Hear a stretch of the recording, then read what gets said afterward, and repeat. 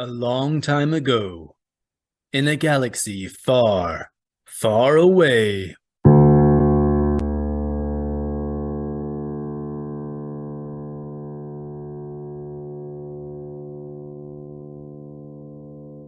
Star Wars. Tales from the New Republic. Edited by Peter Schweighofer and Craig Carey. Read by Decade Bird Publishing. Featuring Joe Funderburk.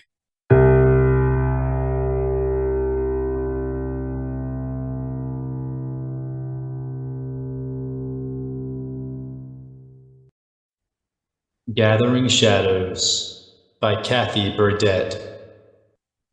For the first time in years, Harkness couldn't stand the silence. He had two options. He could lie with his good eye open and think, or he could lie with his good eye shut and think. It didn't matter either way, because the cell was pitch black, and the only indication that he wasn't having a strange dream was the smell of something dead or dying in the same room. Maybe it was him. All during the interrogation, Harkness had kept his focus away from the pain and the questions, and where he had put his focus, he could not remember. But he wasn't required to do it anymore. It hurt to breathe. It hurt to be wearing clothes. It hurt to swallow. The nicest thing the Imperials had done for him was not to put his boots back on his stinging feet. Moreover, there was a humming sound in his head. It could have been something to do with where he had placed his focus, or it could have been an after effect of the drugs, which brought his mind to the image of the round, black interrogator droid that had administered them, which, in turn, had left him with a vision of sickly colors, distorted sounds, and a sensation similar to that of having needles in his brain and his eyes and the whole inside of his head. That thought, coupled with the humming sound, sent him into a near panic, and he decided to drown both elements out entirely. "Hey," he said. His voice was hoarse and thick, but it echoed, and that made him feel better. At least he wasn't floating in some infinite vacuum. "Hey, yeah, this is great. Way to be, Harkness." He thought about all the stories he had heard about prisoners who had been locked up alone for decades and gone insane. He had expected that any time in solitary confinement would be a paradise. But now he could see himself in 2 years, drooling, talking to himself all the time. People would look at him funny and whisper about him. On the other hand, wasn't that their normal practice anyway? Harkness decided he would probably be fine as long as he never answered himself. "Well," he said, "it could be worse." "I doubt it." Harkness froze. He had been answered by a female voice a short distance away. "Hello?" he said tentatively. "Yeah," said the woman. Her voice was raw, and its thick nasal quality suggested that she had a broken nose. But her tone was steady, the sound of a person in the comfortable situation of things not being able to become worse. "Who's there?" She slurred her words together, and it took a moment for Harkness to extrapolate that she had actually said, "Master Sergeant Jai Raventhorn, Alliance Infiltrators." Harkness absorbed that. "I thought High Command dissolved the infiltrators," he said. "Rub it in, why don't you?" said the woman. "Ha," said Harkness. It wasn't a real laugh, but it was the only positive response he could come up with. Raventhorn's voice carried the depth of the numbness, the pain, the humiliation, and the relief that was in Harkness right then, and he dismissed the automatic assumption that she was some Compnor agent planted in the cell to get him to talk casually. It also sounded as though she were shivering, as Harkness was. Most likely she had been done exactly the same way he had, and that made him furious. But he didn't want to tell her that, because she might think he was being patronizing. "So what do you do now instead, Sergeant Raventhorn?" he asked. "Who wants to know?" Harkness. Harkness what? It suddenly occurred to him that he couldn't recall his first name, if he had one at all. "Harkness what?" Jai asked again. "I think it's just Harkness," he said. More enthusiastically, he added, "I'm a mercenary." "A merc? Really? I don't think that's what I am. Try to remember. We're just experiencing the after effects of the mind probe." This was just a guess on Harkness's part, but it made him feel better. and Jai evidently believed it because she took a few moments to think. Finally, she said, "Oh, wait, I work in Intel now." "Intel? Were you with Red Team 5? "I think so. Yeah, I was," she said, and there was no trace of pride in her voice on admitting that. But then came a sudden spark of interest. "Are you one of the mercs who tipped us off about this place?" "No, but guess what?" "What?"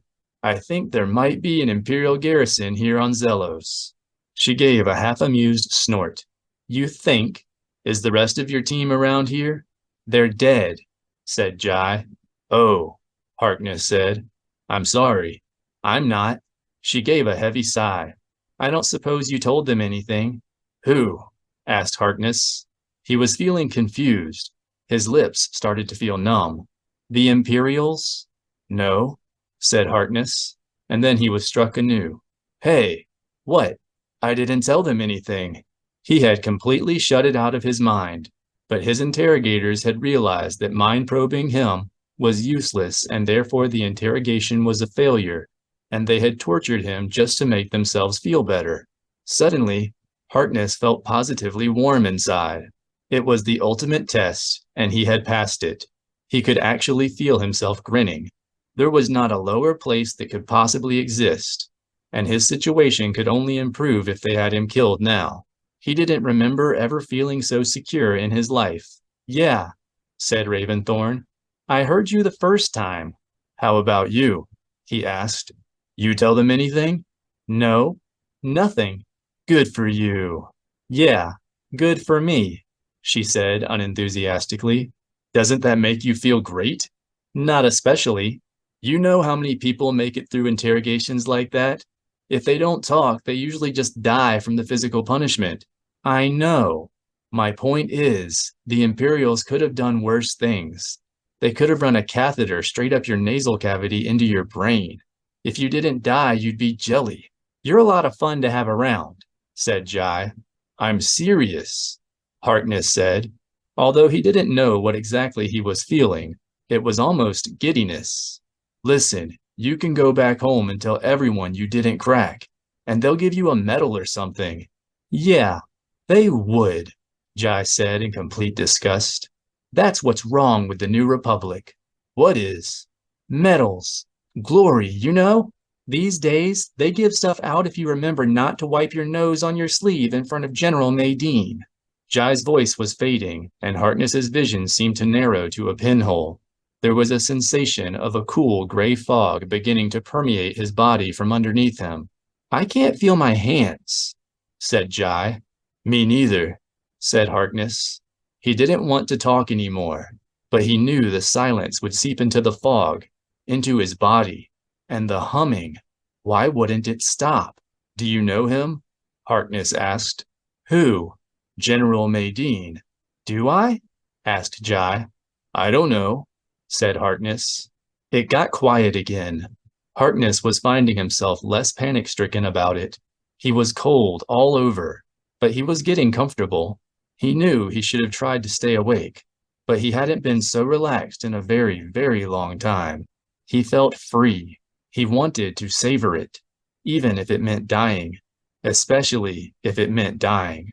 In fact, he would have let himself drift off entirely, except that Jai said, "I wish they would have." Her voice seemed to ring, not off the walls, but all through Harkness's head. "Would what?" he asked. "I wish they would have turned my brain to jelly." Silence. Harkness's mind immediately cleared itself out. "Wait a second. What's that mean?" he asked. "I just have this feeling," Jai said. "Like what?" "Like there's nobody waiting for me to come back." "What is up with this place?" said Platt, for what was about the third time in 15 minutes. Trube glanced up from the information console. "I said I don't know," he told her irritably, although he could understand what Platt was talking about. Passengers and flight crews were roaming throughout the spaceport, checking their cargo specs at public maintenance terminals, slumped in chairs, still waiting for their ships to pass muster, rushing to catch the next shuttle. Perfectly normal. But the locals, the maintenance people, the desk personnel, and the green-eyed humans, All had a raw, shaky look about them. Troob usually associated expressions like those, and the scent they gave off, with sheer terror barely held in check. I mean, we've been waiting for 4 hours now and nobody knows anything. Dirk could be dead somewhere. Harkness strikes me as rather resilient, said Troob. I doubt he ran into any serious opposition. Like what? That Imperial garrison nobody knows anything about? Troob didn't answer. The whole point of the mission had been relatively simple. There was a stash of Imperial-issue weapons being transported in, disguised as ship parts. Platt, Troob, and Harkness had planned on liberating the weapons for their own personal use. Platt had a couple of smuggler friends who were only too happy to provide a distraction. At a place like this, with the spaceport personnel totally clouded over by fear or whatever, nobody saw Troob and his friends take custody of the alleged ship parts. Or nobody cared. The hitch in the plan came with Harkness, after they had the weapons. Platt and Troob hadn't worked with Harkness for very long, but it wasn't hard to gather that he had some sort of personal vendetta against the Empire, where Platt and Troob would not have bothered to ask where the weapons came from. As long as they turned a fair profit, Harkness had to know, which had led him to some of his contacts within the New Republic intel, and somebody leaked him the information that there was currently a team investigating a probable hidden Imperial garrison on Zelos. While Platt and Troob were discussing terms with an arms dealer at the south end of town, Harkness had rented a repulsor lift vehicle and told them he would be right back. That was 4 days ago. He's crazy, but he's a good man, Platt said. I like working with him, despite the vendetta thing.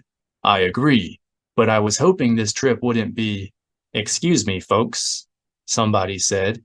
Troob and Platt turned around. Standing behind Platt was a green-eyed starport official in a light green uniform, holding a datapad. I've got the... Right here. Here's the... He held out the datapad. Oh, right. You're the guy I talked to earlier, said Platt. Yes. About the information you requested. First of all, I'm sorry it took so long. Don't worry about it. Although I wouldn't have thought skiff rentals would be that hard to track down, said Platt. Well, we've had security problems before. There was a shipjacking about 4 years ago, and some crime lords got involved. What did you find? Asked Troob. The man swallowed and held his datapad close to his chest. I don't know how to tell you this, he said. Platt and Troob exchanged glances. What? Said Platt. The skiff blew up? What? No, but there's been a what? Tell us.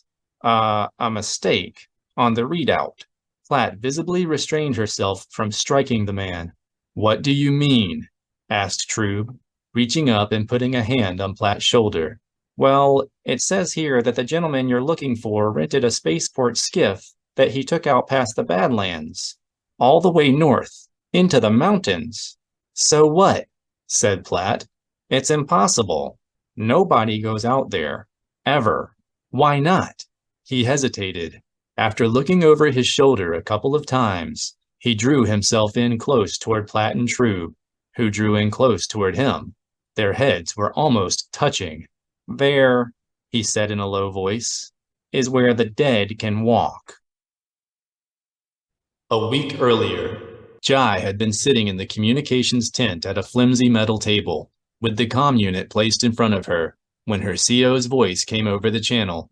Raventhorn, he said. We're in Sector 3 now. Looks like there's a couple of scout troopers guarding a bunker. Jai put down her protein stick and swallowed. Well, whatever you do, sir, don't moving into attack. She put a hand over her face.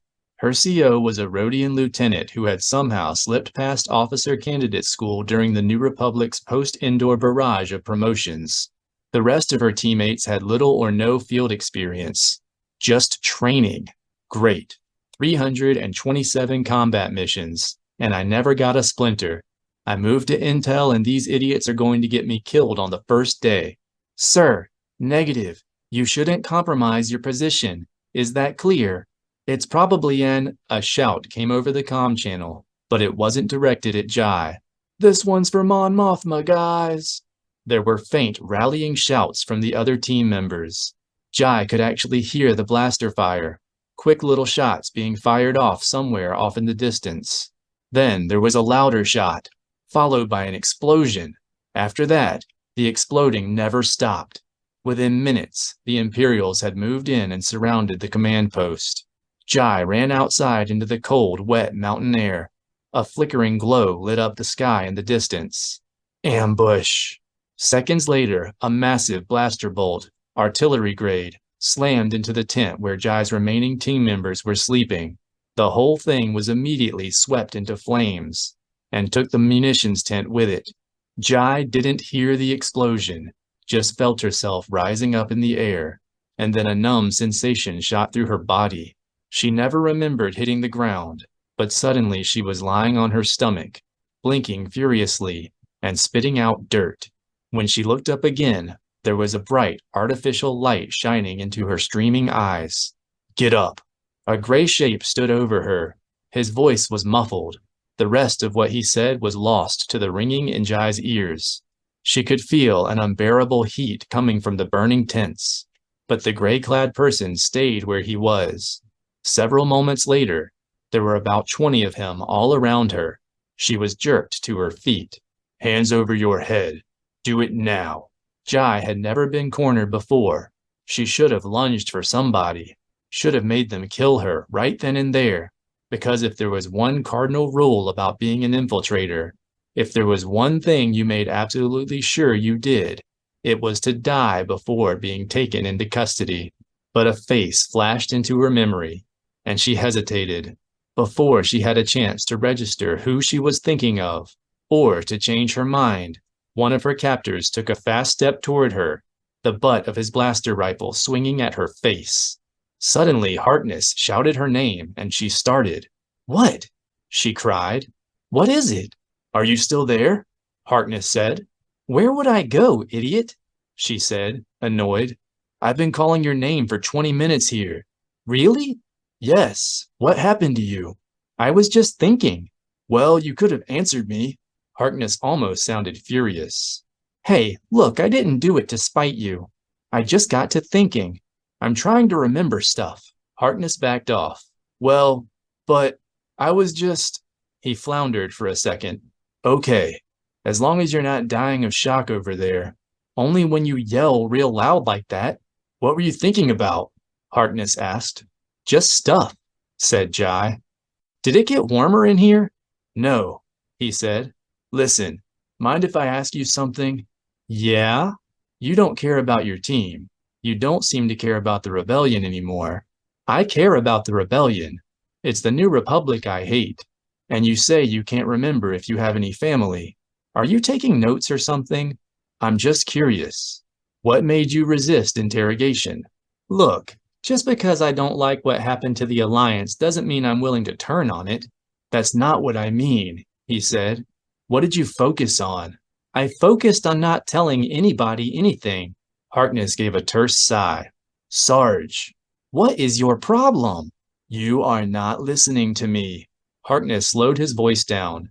"In that moment, in the interrogation room, when the drugs had worn off, and you tried to feel sorry for your interrogators, and you tried to hyperventilate yourself into a trance, and you realized that it didn't matter what you did, because those Imperials were living out their lifelong dream of making an infiltrator scream, and they were having so much fun that they might never stop."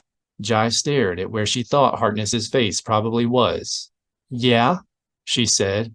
"What was it that you focused on? What image came to your mind?" "I don't know." "Then think. Come on. Was it a person?" "Yeah, it..." Jai stopped herself. "Yeah," she said. "It was my little sister." Harkness shifted around. "You're somebody's older sister? You sound like you think that's funny." "No, no. I can just imagine you ordering some 6-year-old around." "Well, she's a little older than that.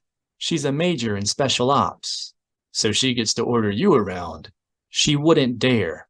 "Major Raventhorn," said Harkness. "That name sounds familiar." "Course it does," she said. "When's the last time you saw her?" "I don't know." Jai's brain clouded up as easily as it had cleared, and she felt a throbbing tightness all the way from her shoulders up to the back of her head. I thought I hadn't seen her since she was about 12, but I can see her with an adult's face. I thought I just talked to her a few months ago, or last week. Keep thinking, said Harkness. What about you? Me? No, the other beat-up merc across the room. How come you didn't talk? I don't know. Keep thinking, Jai said, with more than a trace of sarcasm. No, really, I can't. But I feel like I knew a minute ago. I'd love to know what they did with our heads, Jai said irritably. She found that she could lift her arms now, and kept trying to massage the tension out of her shoulders with one hand.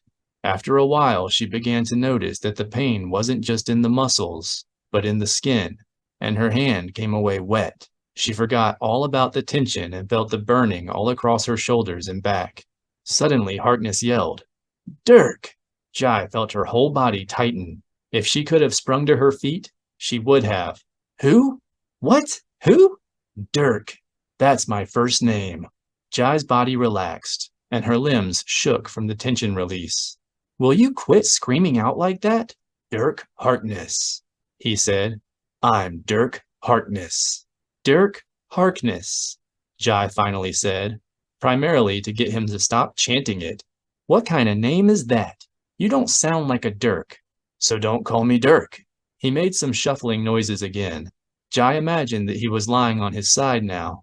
Fine, Harkness, she said. If you remember your first name, then tell me what kept you from talking. Dirk was silent. Well, I think, he said, it has something to do with this humming in my head. Well, Platt said, peering over the ridge. Our boy Harkness certainly knows how to sniff out Imperials. How many? Troob asked. He was a short distance below her in the gully. Platt slid down the steep rock wall and handed him the macro binoculars. Look for yourself. I make about 2, maybe 3. See 'em? Troob got a foothold in the crags and hoisted himself up into the thick tufted grass on top of the ridge. I can't see anything, he said. The fog is even worse over there. The yellow switch polarizes the lenses. See the hill directly across from us? It runs into that cliff. You can't miss it. Now look at the ledge sticking out over the hill. You see the Imperials? No, just trees and plants. They're sitting in a dugout under a camouflage lean-to. Ah, yes, Troob said after a moment. Army scouts. But I don't see a garrison. I don't even see any valley, Platt said. Nonetheless, Platt's chrono indicated that they were 1,200 meters above sea level. This neck of the mountain was permeated by rocky ground and sheer cliffs topped with conifer trees. The Bear Forest, the locals called it, or at least that was what their guide had called it before he had bolted with a repulsor lift a day earlier. At least he had left them some supplies and a one-person emergency inflation shelter, the latter of which had been an awfully tight fit last night. Still, Harkness had left a trail of blaster-charred trees and discarded rations. Those clues led Platt and Troob straight into the remains of the rebel camp, a flat, raised area with scattered ashes, melted tent frames, and smashed comm equipment. The trees were bent and broken, probably crushed by AT-ATs. Platt was hard-pressed to imagine where one of those would have come from. All around was the acrid smell of burned flesh and spent blaster packs. Platt had to avert her eyes from the scattered bodies. Most of them had been shot in the back, Troob told her. The rest were charred beyond recognition. Those scouts must have an E-web. Did you notice? Troob said, adjusting the sights. But there are, let's see, 130 meters between us and them. I doubt they would be able to see us from there. They wouldn't, if I weren't wearing red. Duck back down. You really ought to rethink your wardrobe one of these days, Platt, Troob said dryly. Platt grinned. I thought you appreciated my keen fashion sense. I do. It's my whole reason for living. Platt took back the macros. Then she looked up at the murky sky. Say, Troob? Yes? Did everything around here just go really quiet? Or is it me? They listened and looked at each other. All morning there had been a constant chattering and hissing of birds, which had suddenly stopped. Platt pulled out her blaster. Did our green boys notice us? She whispered. Let me have a look. Something came crashing through the underbrush behind them. Platt and Troob spun around, but when the thing came out of the mist, they just stood where they were, frozen. It was a Sullustan in New Republic military fatigues, but something about him was not quite right, and horribly surreal. His eyes were a milky gray, and his head tilted at a grotesque angle. His arms hung at his sides, waving around slightly at each step as the head jarred and bobbed.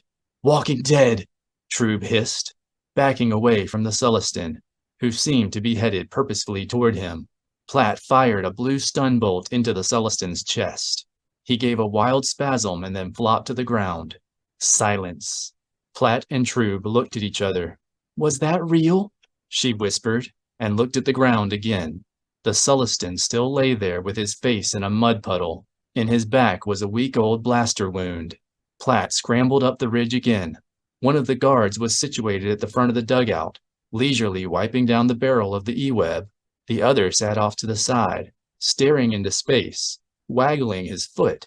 Occasionally he would lean out and look up at the gray afternoon sky. "Doesn't look like they heard," Platt said. Troob gingerly approached the Sullustan. He fumbled for a pulse and then stepped back. "Come look at this, Platt. It's incredible." Platt gave the guards a final look before sliding back down. "What? Look," he said, pointing. The Sullustan lay twitching but not breathing. On closer inspection, he turned out to be completely immobile.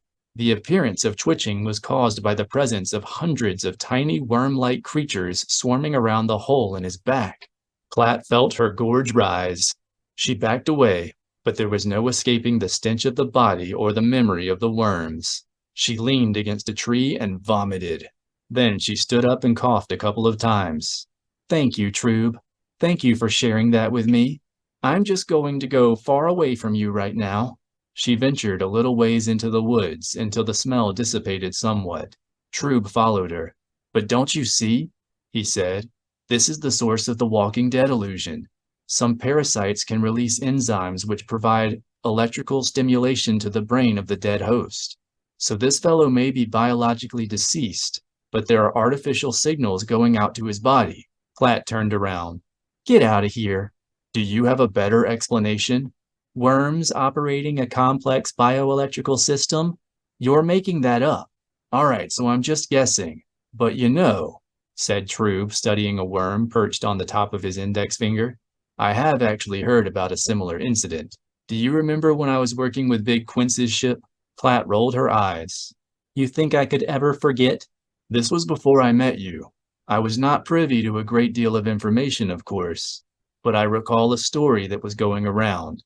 Apparently, some Imperial friends of Big Quince's were quite traumatized after seeing a squadron of dead stormtroopers stagger across a battlefield.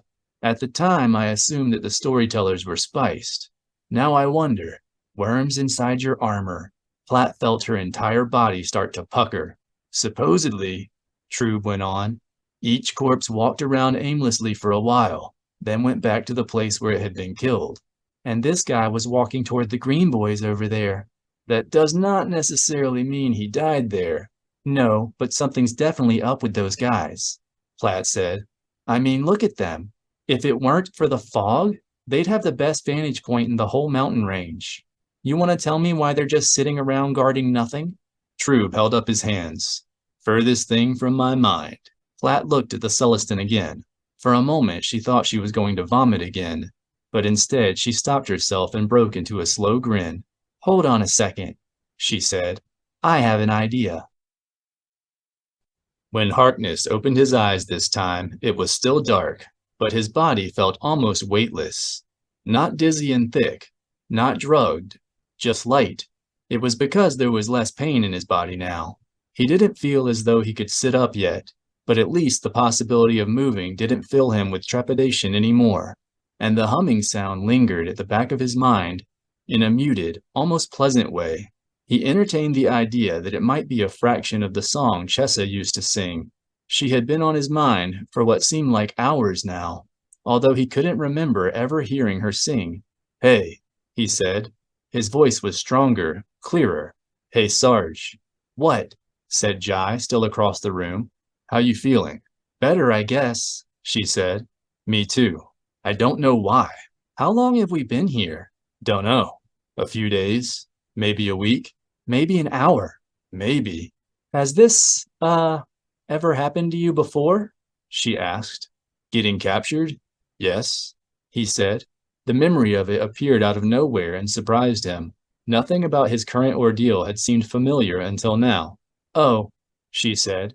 He expected her to ask if that was how he had lost his eye, and then remembered that she still couldn't see his face. In all the time they had been there, their eyes still had not adjusted to the darkness. Did they work you over that time? Yeah, worse than this. Can't imagine that. Well, maybe not by much, he said. Is that what you were thinking about over there? My prison record? Suddenly, he recalled something he had said earlier regarding the gray boys in the interrogation room, living their lifelong dream of making an infiltrator scream. Maybe Jai had been done the same way he had been. And then again, Jai, he said tentatively, do you still have both eyes? Huh? I mean, did they put your eyes out? Jai laughed, a surprising, loud, sardonic cackle. It took her a couple of minutes to rein it in, and then she said, Hey, Dirk, who can tell? Harkness felt his lips twitch slightly. Then he heard more laughter, both of their voices ringing off the walls, choking through the pain, and eventually dying down to a few stuttered gasps. When it was over, his rib ached and his throat hurt, but he felt an unfamiliar satisfaction. Why'd you ask me that anyway? Asked Jai around a final chuckle. Forget it. Long story. Oh, well, you better not get started. I have to be somewhere in 10 minutes. Yeah, I have a date myself. It occurred to Harkness that he did have some place to be, and people to be with, but where, and with whom? When the walls stopped ringing, the humming came back. Is that what you've been thinking about? Asked Jai. My eyes? If it makes you feel better, Harkness, I'm told they're stunning. No, said Harkness as he sobered. I was actually thinking about Chessa. Who's that? My girl. Harkness thought about her face the last time he had seen her. It was a nice, normal day full of routines, loading the ship, the two of them flirting over the cargo load. But he had known, somewhere on the odd fringes of his mind, that she was about to die. He always knew when somebody was about to die. There was a softness to his or her features on those days. He would see it all through his stint in the Alliance, and he saw it for the first time in Chessa, standing there in the docking bay. Do you think about her a lot? She's dead, said Harkness, in his usual blunt, conversation-ending tone.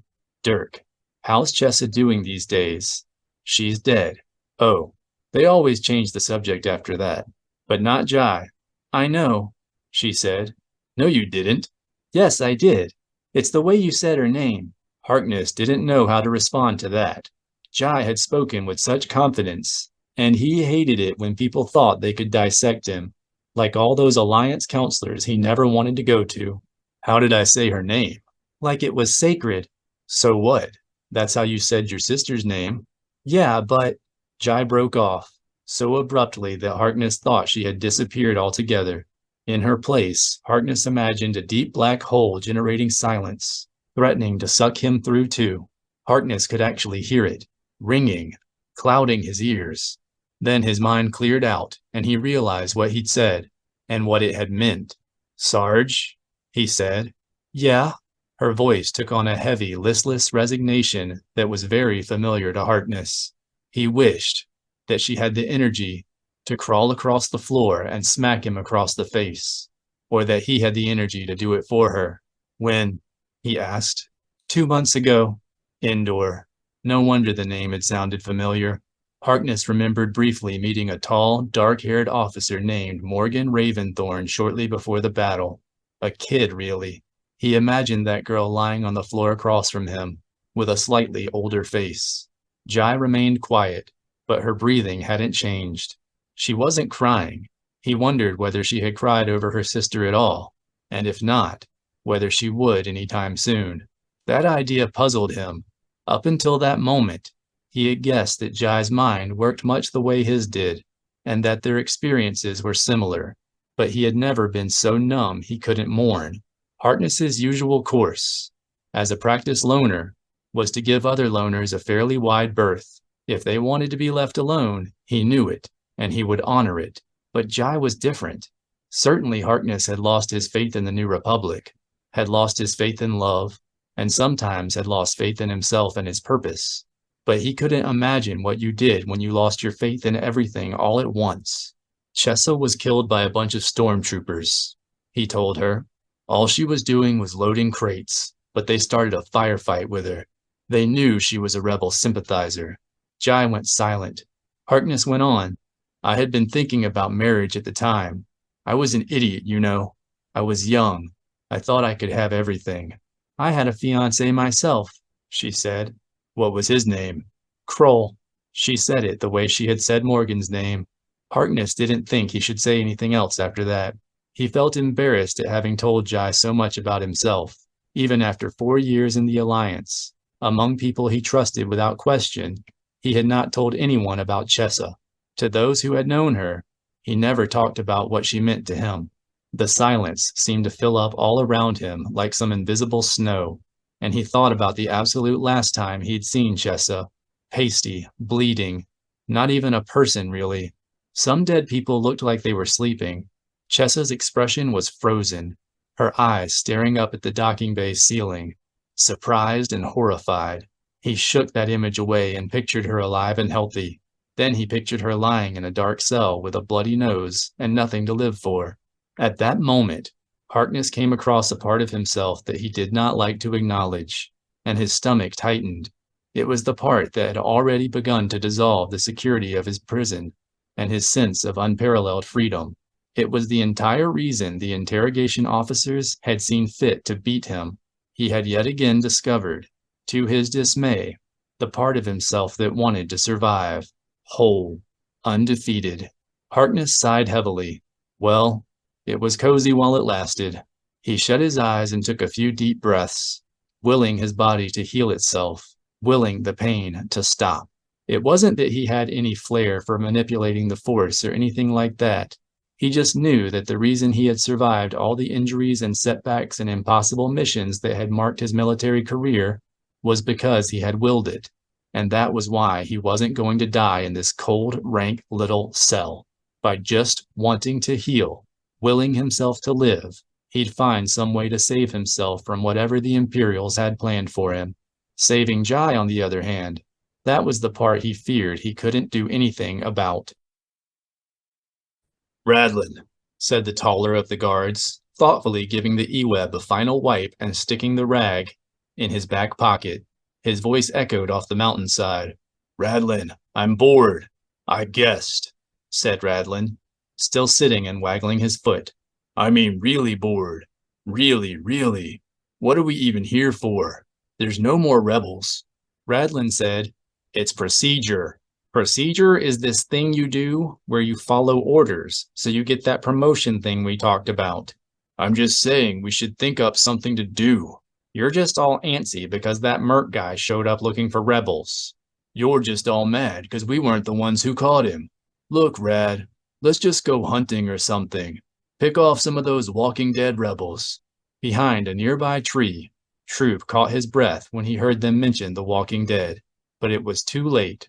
Right on cue, Platt came stumbling up the hill toward the guards.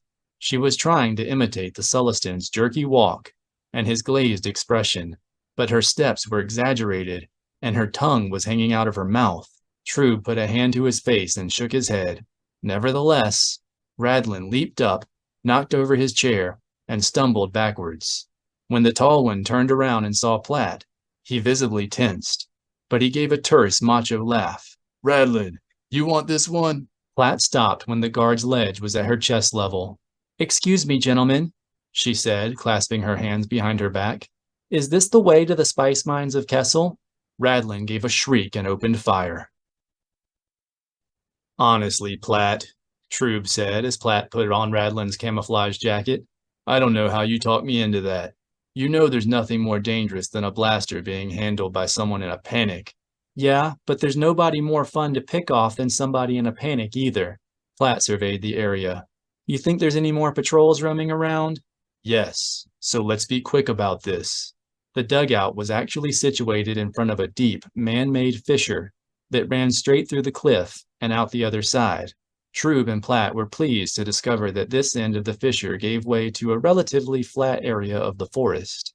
For 20 minutes, they made their way over fallen trees and scrub and large rocks. Platt was becoming increasingly nervous. From what she had seen, this end of Zelos didn't really have dusk. The sun just seemed to wink out in the evening. Moreover, the fog was still thick enough that she could see no more than 2 meters in front of her at a time. "What are we going to do?" she said, stepping in front of Troob and walking backwards. "If we don't find the garrison before nightfall, I don't think that cheap survival shelter has another night's worth of—" Troob stopped. "Just a moment," he said. "Do you hear that?" "No. What?" "Almost a rumbling noise." "I didn't," Platt said, and then the ground underneath her disappeared.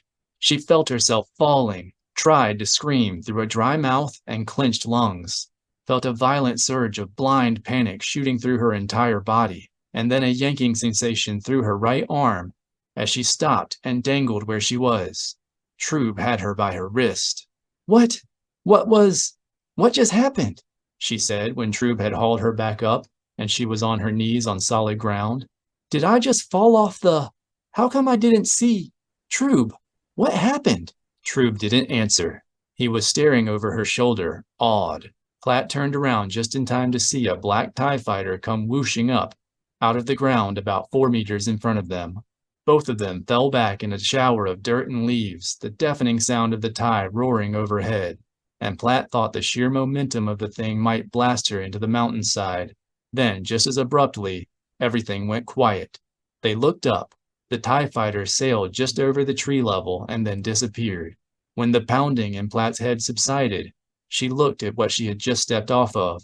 The ground ahead looked like an overgrown clearing. But now Platt saw that she walked right off the edge of a sheer rock face that descended hundreds, perhaps even thousands of meters.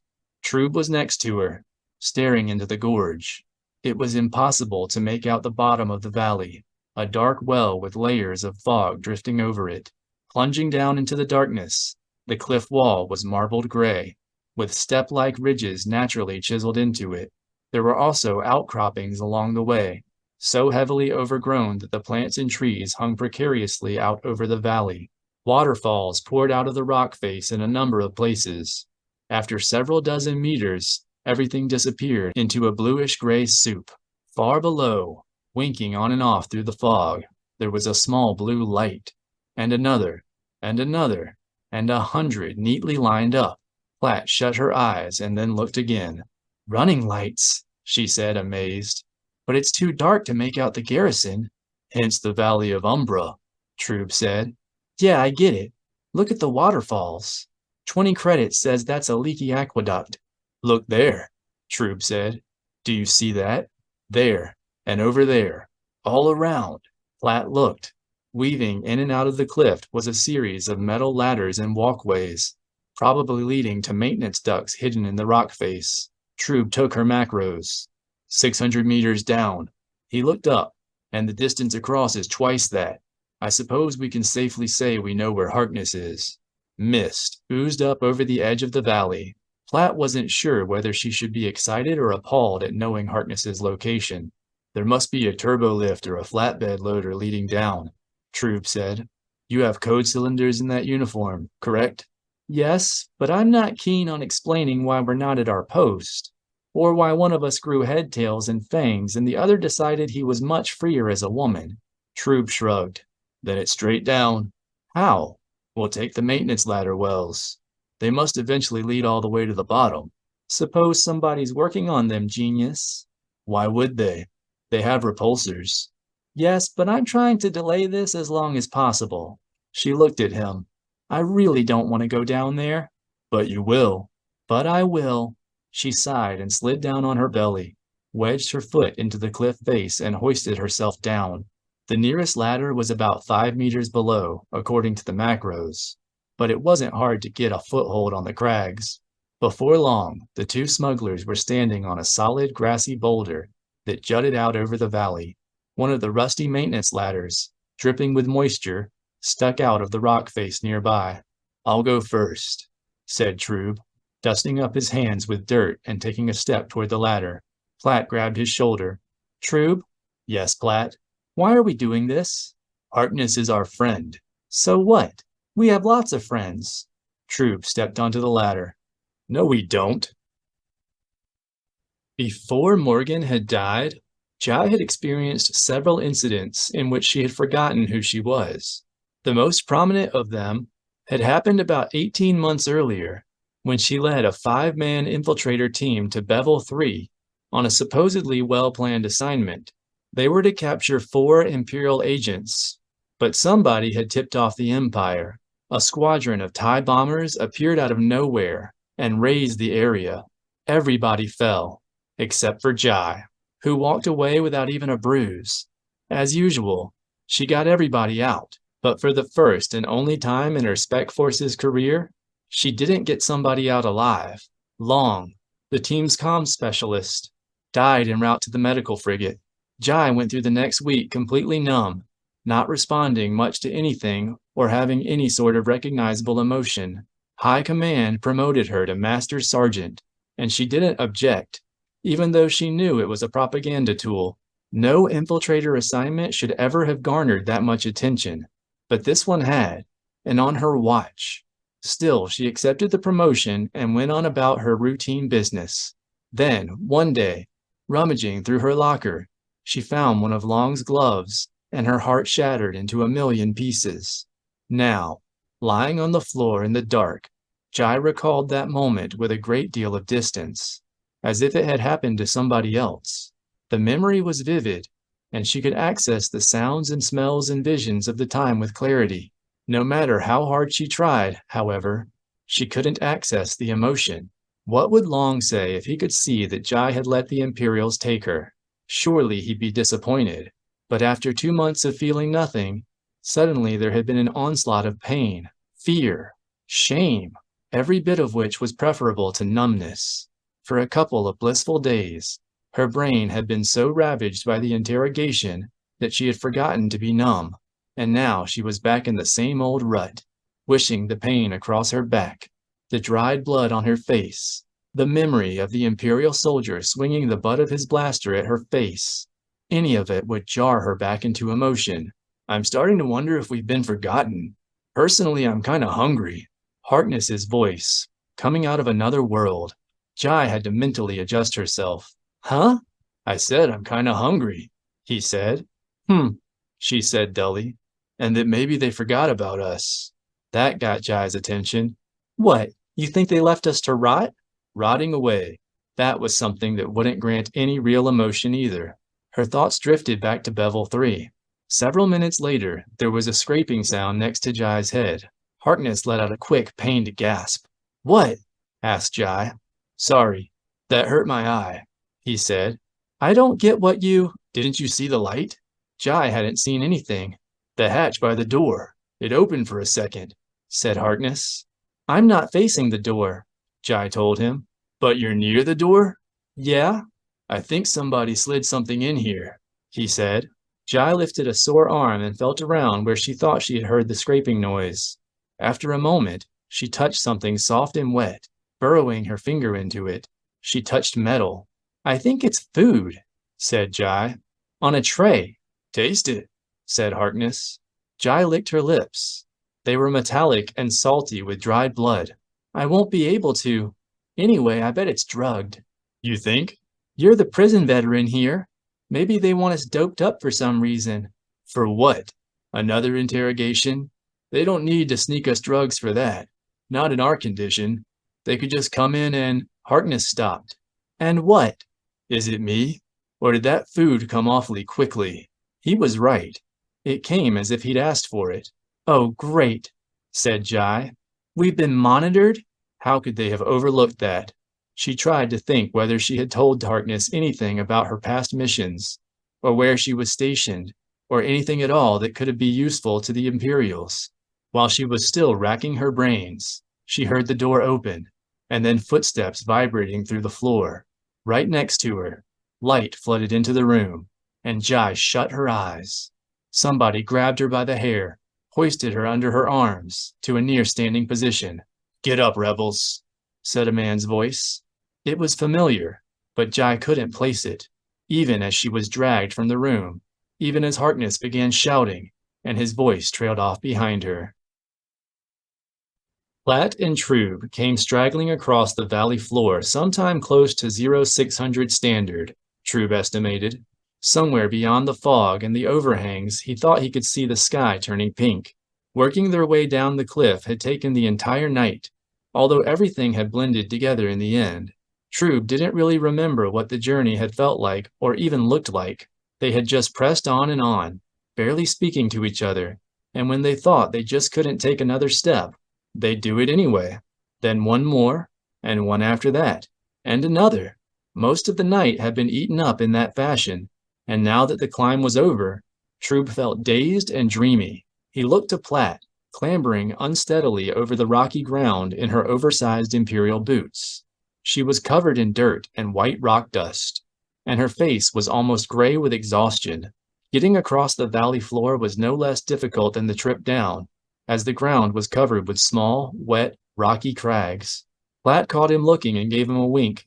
Trube smiled back. Platt's eyes were tired but clear. The approach of morning was making them both feel sharper. Moreover, they were both filled with wonder and a sense of brilliant accomplishment. If they didn't have a greater mission in mind, they would have considered the climb alone to be story fodder for years to come.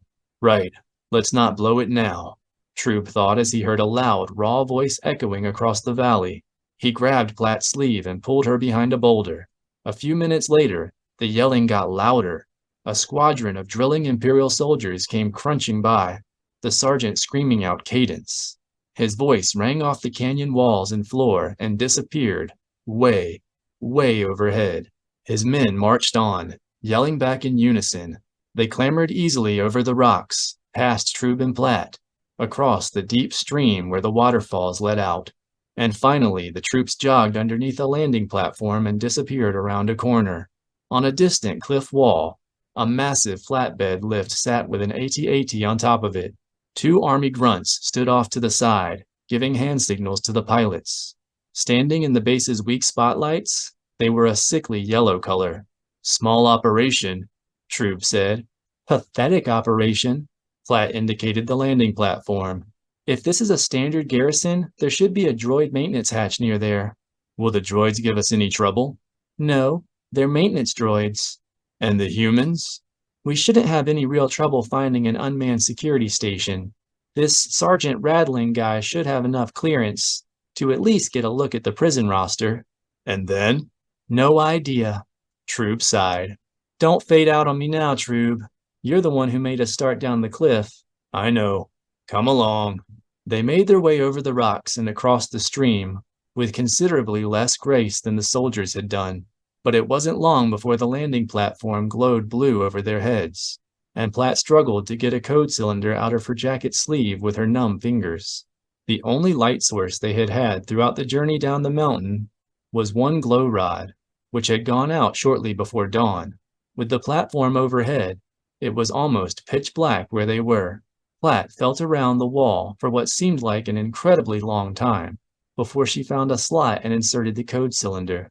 As Trube's eyes adjusted to the dark, he began to see a seam of light where the door was located. Something suddenly occurred to him. I say, Platt. Oh, yes, Platt said happily, as a swishing noise heralded their way into the garrison. Let's hear it for the servants' entrance. Don't you think this door is a bit large for just a... Both of them winced as the garrison's blinding light shot out of the doorway.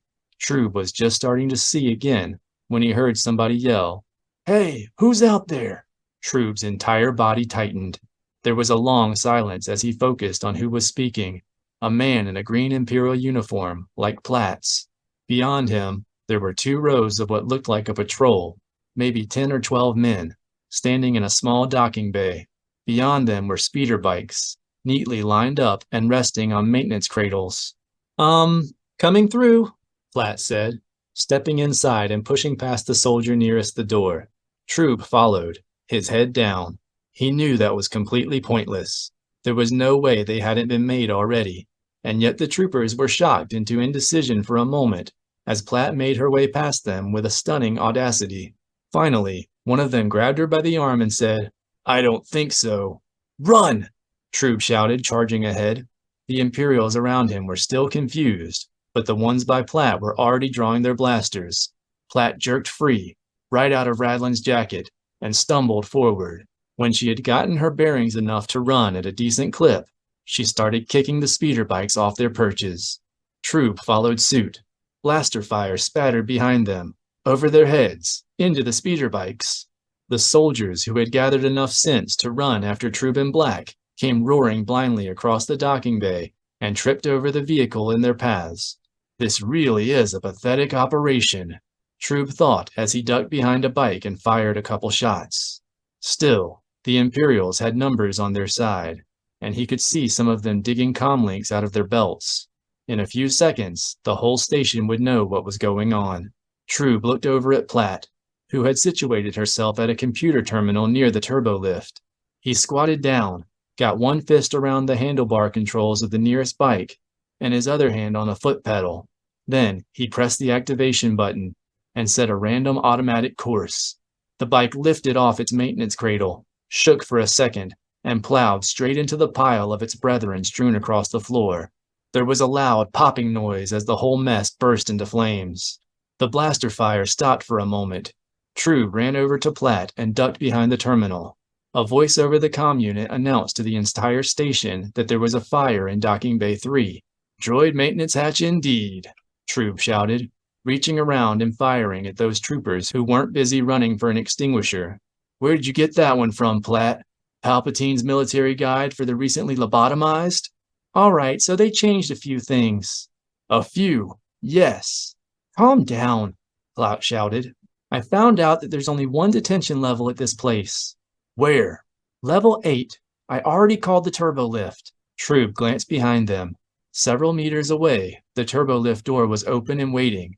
Ahead of them, some of the troops were still trying to return fire, and the rest were shouting orders at each other or into their headsets.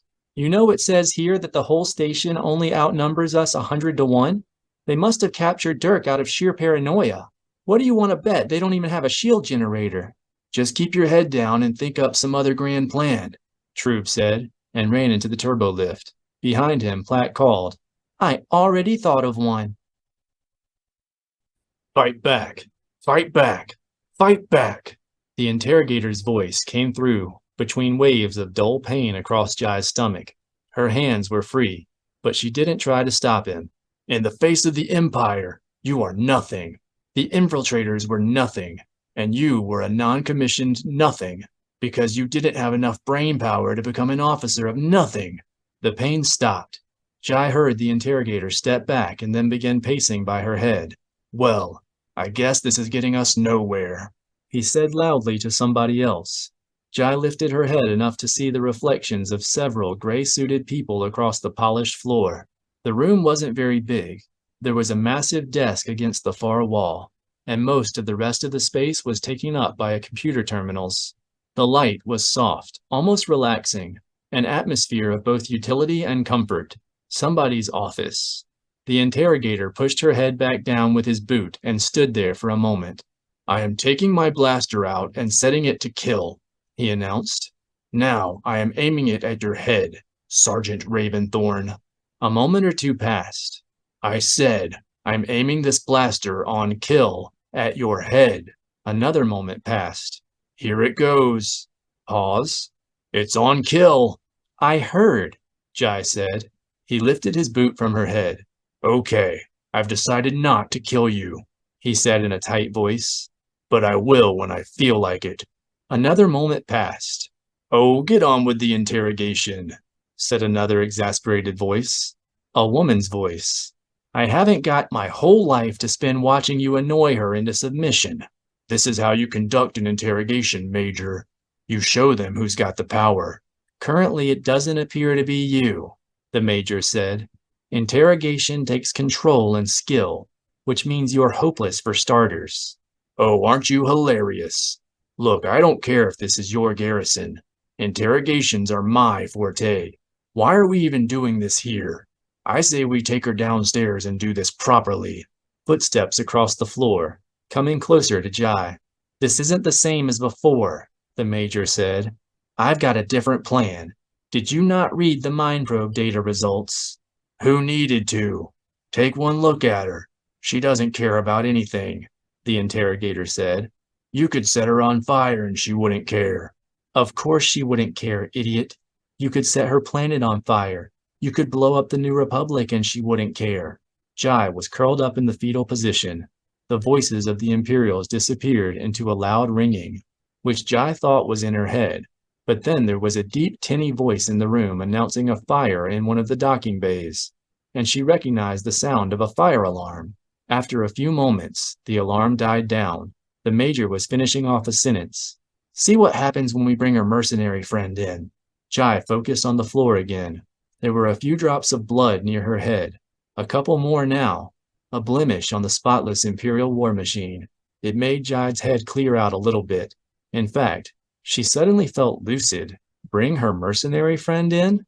Jai looked up, past the face of the interrogator into the face of the major. Their eyes locked for a second, and Jai saw the major's face register that a fatal mistake had been made. In that instant, it was no longer a question of whether Jai was going to talk. It was now a question of who was going to reach the major's blaster first. At that moment, Dirk's world was the mezzanine across from him, and the ground floor 8 stories below him, the view divided by vertical black metal bars. One of the Imperials was trying to bang Dirk's head on the rails in a vain attempt to get him to keep still. Apparently, Jai's indifference had led the guards to believe that her cellmate would be just as easy to drag to the interrogation chamber. As a result, several blasters lay scattered across the corridor. 2 officers lay unconscious by the cell block door, and somebody was screaming for reinforcements over his comlink. Harkness wasn't sure how many there had been to start with, or how many were left. He just knew that he couldn't manage to get a hold of anybody's blaster, not with his burning, slippery feet sliding out from underneath him any time he tried to stand on his own, and not with a terrified, unarmed guard shaking him by the collar. Harkness wasn't sure he could prevent his head from being shoved right through the bars. But then it got worse. The guard gave up on the bars and started ramming Harkness's head against the floor. There was a resounding pain through Harkness's skull, a blinding ache that shot through his temples. Then there was the sound of a blaster being fired. No, several blasters. And some shouts. The guard hesitated. That was all Harkness needed. He reached back, got his fingers underneath the guard's helmet, and yanked the guard's helmet clean off. Now Harkness had something better than a blaster. The guard turned out to be a stocky blonde kid, whose face took on an expression of unadulterated panic as Harkness got up on his knees and started bashing away with the helmet. "Stop! He's out already! Take it easy!" Someone grabbed Harkness by the shoulder. He looked up, blurry-eyed, at someone wearing white and green, an unmistakable Imperial cap. "Back off!" he shouted, swinging the helmet at the person's knees. Whoever it was managed to dodge out of the way and said, "Hey, whoa, it's me! Take it easy!" Harkness stopped himself. His vision cleared. The Imperial was a platinum-haired woman, wearing a fancy white smuggler's shirt and half a trooper uniform. He looked wildly into her eyes, which shifted nervously back and forth as she took him in. "Remember? We're your partners. We brought you to Zelos." Someone else appeared behind her, a Twi'lek wearing dark glasses and gray robes, caked with dirt. Harkness wasn't sure what their names were, but their manner was familiar. He felt his body relax. "You," he said after a moment. "We went to the... Didn't you help me nail down a shipment of Imperial blasters? You're Troob, and Platt." "Actually, we're Platt and Troob," Platt said. "You came all this way to get me? We're funny that way. Do you think you can stand? We're going to get you out of here, okay?" Harkness jerked away, as if he suddenly remembered to be crazed. "No, they took her down the hall." "Who?" "Jai, one of the New Republic agents.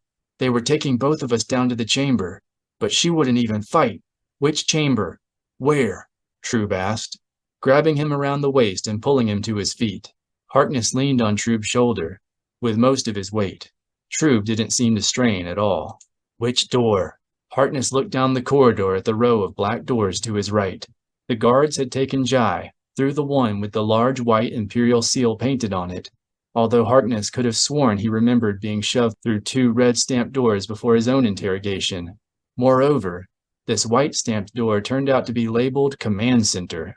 As Platt worked at getting a code cylinder into the slot, Harkness found himself looking at his reflection in the metal door frame. In fact, several seconds passed before he realized that the reflection was actually his. It blinked when he blinked, and moved its head when he moved his. But its face was pale, with a mangy light brown beard sprouting around the hollow cheeks, and the white eye patch was now a filthy gray. Platt turned around scowling. I lost the other code cylinders with my jacket. Anyway, there's no way Radlin had this much clearance. But you did say you had thought of a plan, Troop said. Yeah, but it had a hitch in it, Platt said. Who cares? Said Harkness. Tell us. Okay. First, I pretend I'm a prison guard and tell everyone I'm bringing Troob in as a prisoner. Then we get into a heated fight in front of the Imperials, so that they're totally confused for half a second, which is all the time we need to stun everyone, get into the cell block, and free Dirk from his cell. Dirk and Troob looked at each other and then looked at her. Of course, that's somewhat irrelevant now, Troob said tersely. Yeah, see, that's the hitch. Harkness leaned his head against the door. He couldn't hear anything going on inside, which made him feel worse. He should have known something like this would happen. It wasn't like it was with Galthan's people. Pick a prisoner, teach him respect, and then forget about him. That was why Harkness's eye couldn't be replaced. The subsequent infection had destroyed the nerves. It wasn't the pain of the torture that hurt the most to remember. It was the sense of being nothing, a brief amusement to be thrown into a cell like a heap of garbage, and then forgotten for 3 months. Certainly, he hadn't been left in solitary, but his cellmates that time were Alliance Intentions wimps, and not part of his team. They wouldn't even help him make an escape attempt. The sound of Troob's voice brought him back to the present. Oh no, they're here. The 4 turbolifts on the opposite side of the mezzanine arrived almost simultaneously. One after the other, the doors opened, and Imperial troops and officers came pouring out, all of them armed, all of them running, all of them shouting. Within seconds, Dirk, Platt, and Troob were surrounded. Drop your weapons, now. They obliged. Harkness's head started throbbing. This is not happening. Not after all this. Not after I made up my mind. Stand down, somebody shouted. A new voice. Everyone froze. 2 figures were standing in the doorway to the command center. Harkness blinked a couple of times. He saw a female Imperial major with a red-spattered uniform. Her face flashed into his mind several times since the interrogation, but he hadn't recognized it until now. Then he saw her. Jai was as bloody a mess as Harkness. Her eyes squinted in the combination of bright lights and probably a splitting post-interrogation headache. There was a thick red seam across the bridge of her still bleeding nose, an arm locked around the head of the barely conscious major, and a heavy Imperial-issue blaster aimed at the major's right temple. Stand down, Jai said again. I have a proposition. A young, skinny lieutenant spoke. Let her go, rebel, he said. Drop your blaster. Put your hands on your head. You can't afford to waste time taking us back into custody, Jai told him. And why not?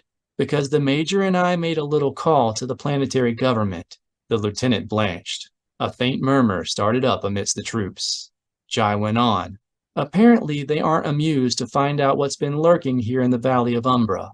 I think you'd best evacuate your troops before Governor Null sends a full-blown airstrike.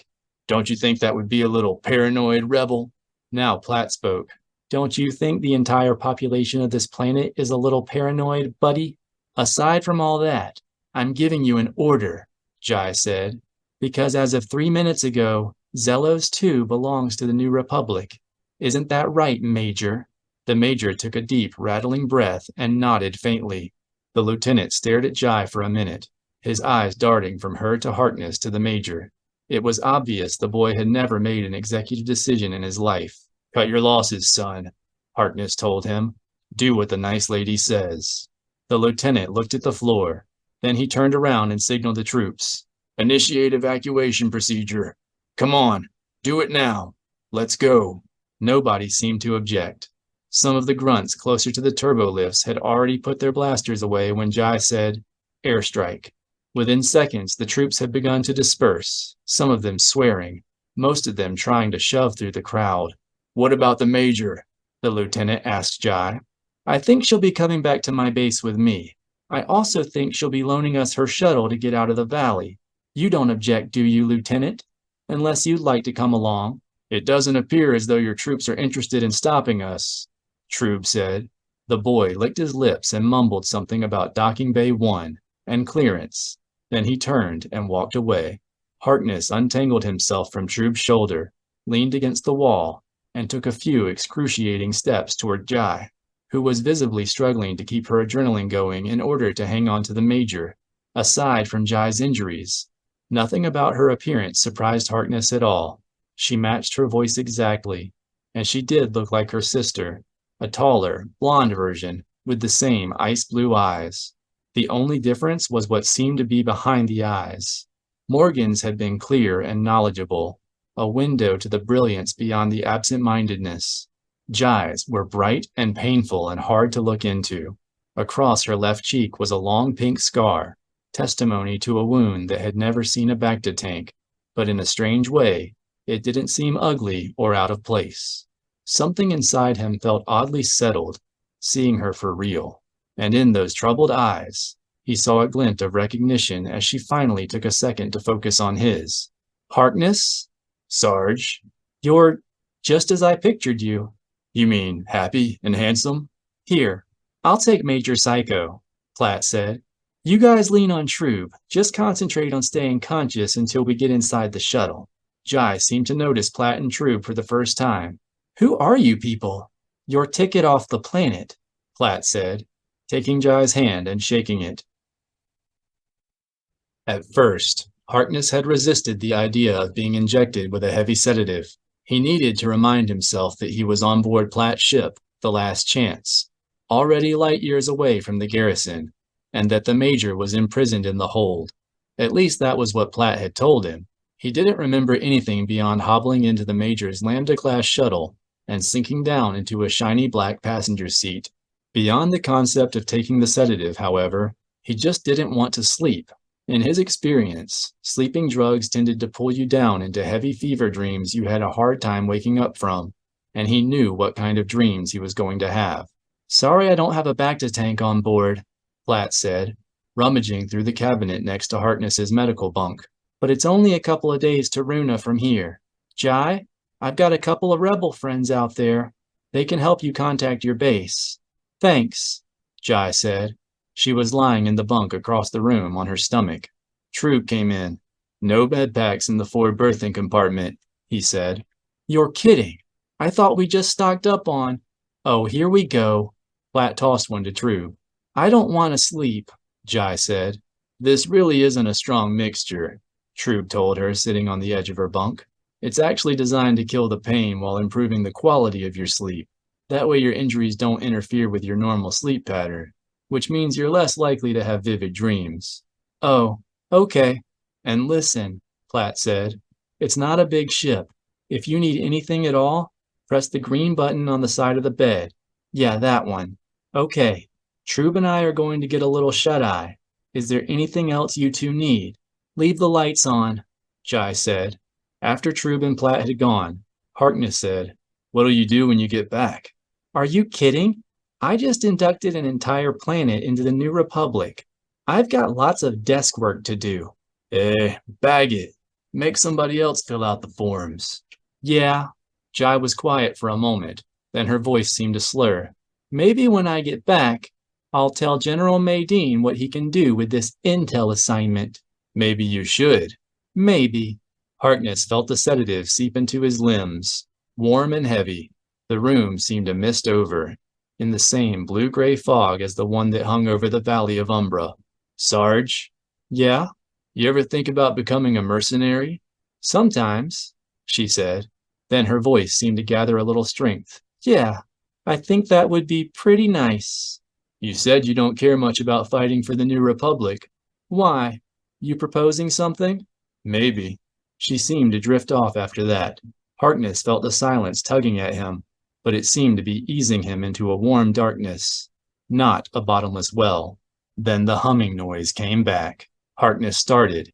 He felt a surge of dismay, but then he settled back and closed his eyes.